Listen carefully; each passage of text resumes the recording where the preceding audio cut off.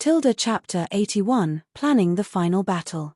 The awesome Atone has arrived at the Morphil land, and thanks to knowing how to defend an area thanks to the experience back at the Socha planet, it pauses now that Zami, Nicole and Fletcher are now around. Pod's team have now been responsible for losing one element, and now Zami's team has lost one too, so both have an equal amount of blame, leading to an argument, mainly between Pod and Nicole.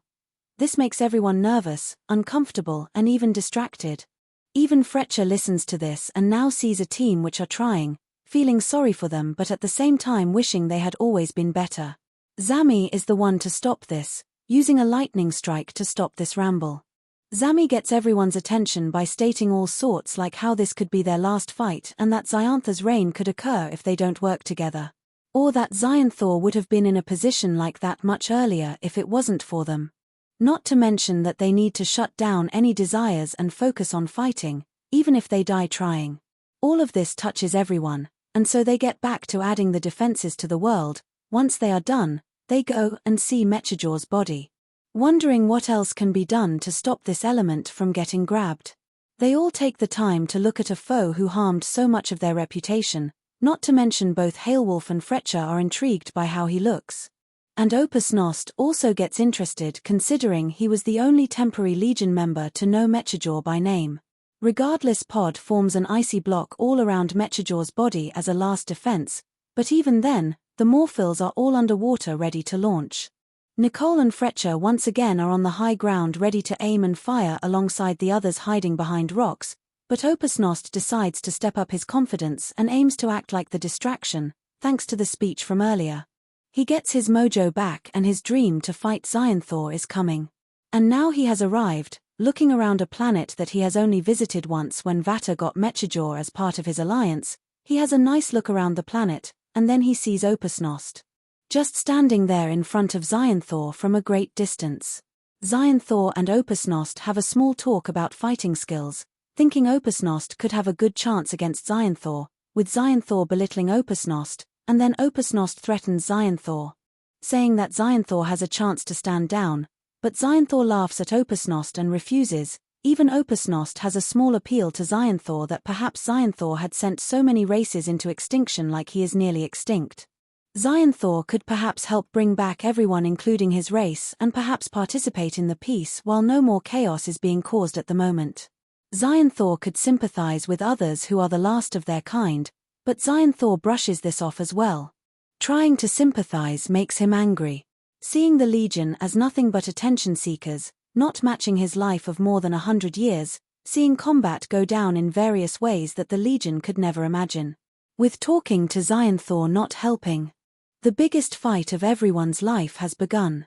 Xayanthor wonders where the final element is at, and so speed boosts to fight the Legion and Morphils.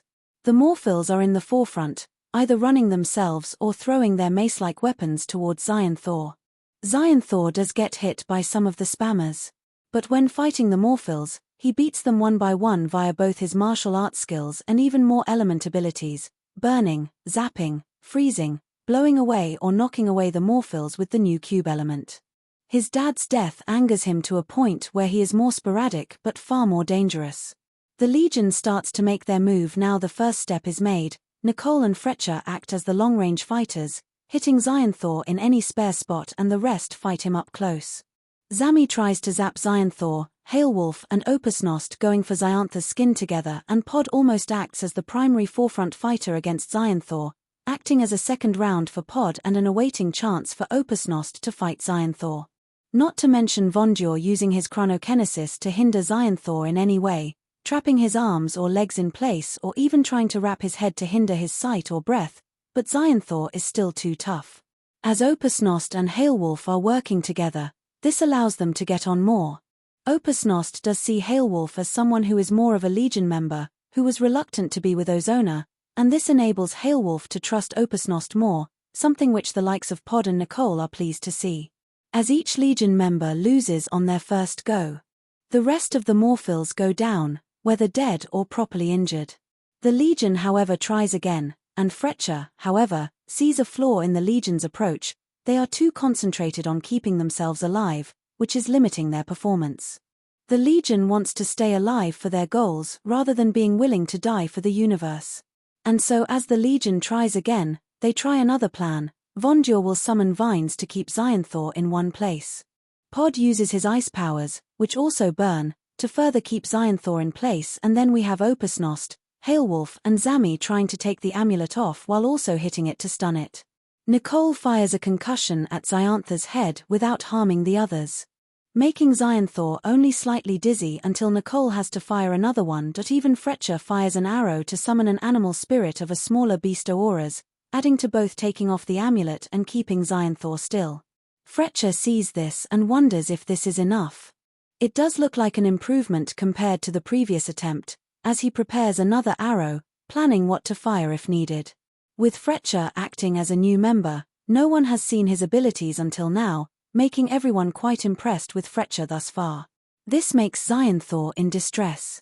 And so he remembers his father's advice, like Pod, if the elements are absorbed enough on the body, Xyanthor can use that to his advantage if the amulet is acting up. So while it would damage his body more, Xyanthor must use whatever energy is within his body, and so he charges himself up.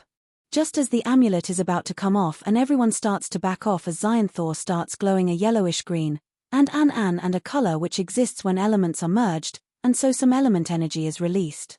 Releasing force, lightning, cubes, vegetation and spiritual energy from his body, getting rid of all the Legion. Xyanthor is hurt badly, but he has his own space. Xyanthor then has an idea to fight each Legion member, one by one. Fretcher fires an explosive arrow which Xyanthor catches using telekinesis and then zooms back to Fretcher. Followed by Xyanthor reforming some land by controlling the molecules within the ground Nicole is on, knocking back Nicole. Hailwolf then zooms to Xyanthor to bite his head, but Xyanthor summons his astral form to grab Hailwolf and whack her into a massive cube that just got summoned. Opusnost starts to get defensive of Hailwolf and so maintains his temporary invincibility to perform hard strikes towards Xyanthor. He even gets rid of Xyanthor's astral form, but Xyanthor summons a load of cubes to spin Opusnost around and make them all produce lightning, zapping Opusnost until he's fried but still alive. Pod and Vondur then fight Xyanthor side by side, using their fists and elemental abilities to try and take down Xyanthor, and despite the effort, Xyanthor uses Vondur's plants against him, making Vondur sink into the ground, using cubes to manipulate the ground. Then Xyanthor summons another set of vines which possesses gravitational force, nearly crushing Pod inwards, keeping him in one spot, followed by forming a lightning strike made up of cubes, hitting Pod's head. Finally, Zami used his cube abilities to form many turrets around the area, all of which shot lightning at Xyanthor, until Zami started zapping Xyanthor himself, even whacking Xyanthor multiple times using his blunt arm gadgets which added to the lightning. Zami then confronts Xyanthor by stating how Zami lost his entire race because of Xyanthor, to which Xyanthor argues back by staging that he lost his father no thanks to Zami's tricks. So after this back and forth, Xyanthor crushes all the turrets using telekinesis and cube manipulation to take down the turrets, and even manipulates Zami's suit at a point where it starts to twist him, making him not only unable to move, but Zami tries to use his cube abilities to correct his suit. All the Legion members are down, and now Xyanthor is on his way to find the last element. As Xyanthor struggles to find it, he uses all three elements to rip the ground around him, leading him to find the hidden underground shelter where Mechjor's body is, also covered in Pod's hard ice as well as Zami's cubes but hardened. While this was challenging for Xyanthor to break, he eventually cracks it open, and then he lands the shelter on the ground via telekinesis and uses the crack as an entrance. Even Xyanthor breaks Pod's summoned ice and Zami's cubes, breaking all the defenses, one by one. Despite the effort, every obstacle is often stomped on by Xyanthor. Before Xyanthor arrived, the shelter protecting the final element was also taken underground to hide and protect the element more hidden from Xyanthor's sight. Xyanthor then walks towards Mechjor while Xyanthor starts to catch his breath and uses Forza's telekinesis and even ground manipulation using her motor to make the shelter more accessible for him, while also able to have minor senses to where the last element could be. He is more relieved by the fact Viber is getting exposed out of Mechjor's body, as Xyanthor gives Mechjor a deep stare, getting his back on Mechjor after what Mechjor did to him and the universe. Once Zionthor is there, he rips open the chest piece, puts his hand in Mechajaw and takes our Viber, and before it starts to burn his hand, the amulet intakes it. Zionthor then goes through 2 more transitions. Firstly, his body mixes between ice, fire, and water, and once that calms down, his body then alters between all the elements, accepting all forms of energy, an explosion so big that all the Legion members see it as they all struggle to open their eyes, seeing all of Zionthor's abilities are the same color, a greenish-yellow as they struggling to get up. Once the elements calm down, not only did Zionthor's injury from Mechajaws get healed by Livingar, but all of the element damage towards his body starts to narrow down, but all that can come down once he flies his way back to his planet. Afterwards, Zionthor starts to generate his flight suit using cubes alongside Forza for space protection and even using temporary evolution to spawn his wings. Vondur tries to summon the healing vines, trying his hardest to generate the healing side of Livingar's energy, trying to heal himself and the rest subtly without Zionthor noticing. This took many attempts before he managed himself and the rest, a quick healing method too, even getting some of the injured Morphils back in the action, not to mention trying to get himself out of the ground. And he manages to do this compared to Carpo because Vondur is someone who likes to make himself physically tough all the time. This enables him to access the power far better, whilst Carpo is more of a concentrating type, making him slightly limited. And this Vondur is planning to tell Carpo once he lives to tell the tale. But as Vondur tries this, he starts to see that it is too late, he is not able to heal anyone in time, the vines are taking too long to develop, and Zionthor flies up into the air, only for Dian to bump Zionthor down to the ground, even ripping Zionthor's wings off, and wreck the suit Zionthor was wearing. Now Dian and Zionthor have another round, making everyone pleased, even giving Vondur enough time to think at a point where he tries to look back more on Carpo's advice and he manages to heal all the Legion members at once, including any Morphils that are alive too. Especially as Vondur doesn't have to worry about Zionthor for the time being, he is too busy getting bounced around by Dian. Dian gives his all, firing all his projectiles at Zionthor while zooming him around, and hitting Zionthor hard into the ground and walls. Yes, Dian doesn't normally use the environment, but not only is it wrecked already, but Dian already has an idea to use these elements later. He will be able to rebuild the land and everything else. And so with a large majority healed and ready to help Dian, Zionthor still has the strength to fight back against Dian, not to mention the amulet is starting to become looser from his armor.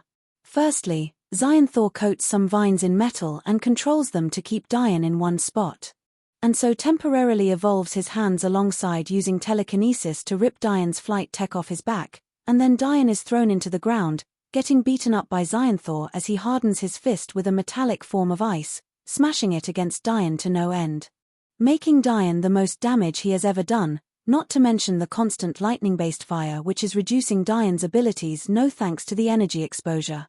The Legion however comes to help, but before that, Fletcher uses his collaptor to contact everyone and states that after seeing Dian's condition, the Legion may need to give their own lives to stop Zionthor. To which the Legion somewhat agrees, seeing Dian and seeing more on why anyone's goals are not worth maintaining if the greater good needs to be achieved. The Legion then throws themselves into battle, mainly focusing on getting the amulet away from Zionthor. It's thanks to a lightning strike from Zami which shoots the amulet off Zionthor's chest as Zionthor finishes trying to destroy the entire of Dian. Zionthor is then in a rush to try and get the amulet back. Pod grabs the amulet first, freezing over it to make it harder to put back on, after all. Torrid's tale explained that if the amulet gets destroyed, the elements will go wild and will kill them all.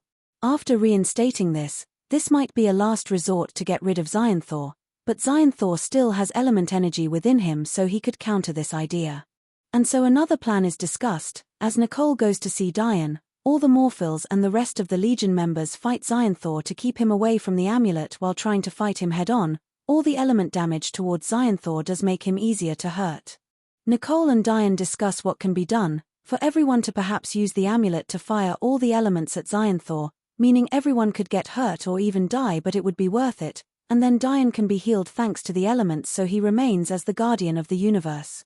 And Dian agrees with the idea, but he would like to do it himself. Even with Zionthor gone, the universe would need the Legion to retain a sense of order. Dian doesn't see himself as someone who cannot fit in this universe anymore.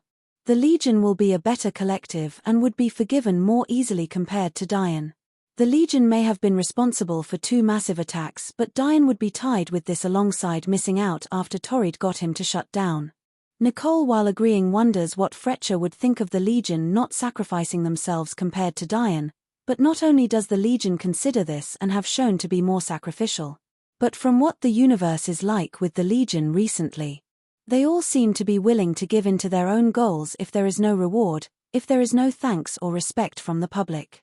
And so Nicole states what could be her last order: give the amulet to Dian, and keep Xionthor in a good spot so Dian could fire at Xionthor. Nicole even explains what Dian stated to her, making the Legion go onto the same wavelength. Even Fletcher is alright with this, he sees the effort and the willingness to let go. And so, the amulet has been passed from ally to ally, but here is where they perform the last few throws. Along the way, some Morphils were also healed by Vonjor simultaneously, allowing some Morphils to have another go against Xionthor, with little success, but they still lived despite getting badly injured again by Xionthor's vicious hits. Xionthor uses vegetation to throw a fiery cube at Vonjor, and Vonjor uses his vegetation to catch that cube as he throws the amulet towards Opusnost. Vonjor even uses vines to form a giant Titanran made up of vegetation to try and fight Xionthor, with the help of Pod forming his Viber form. The same one which he tried to use against Torrid. This Xionthor struggles with no amulet. Xionthor has to try harder to form his form, forming a version of himself made up of all the elements, fighting off both Vonjors and Pods. Xionthor keeps that up, so he zooms towards Opusnost. Opusnost then throws the amulet to Nicole, she grabs it, and Opusnost attempts to jab Xionthor as Xionthor charges towards him. Opusnost manages to stab Xionthor decently, even using his astral form to stab Xionthor in his back compared to Opusnost going for his chest. Despite the effort, Opusnost is thrown aside despite Opusnost chasing after Xionthor to keep going at him before Nicole gets kicked by Xionthor after Xionthor performs a speed boost. Nicole gets her shield up to counter the kick and make her slide back, so she passes the amulet to Hailwolf. And then Nicole fires her grenade launcher at Xionthor's face.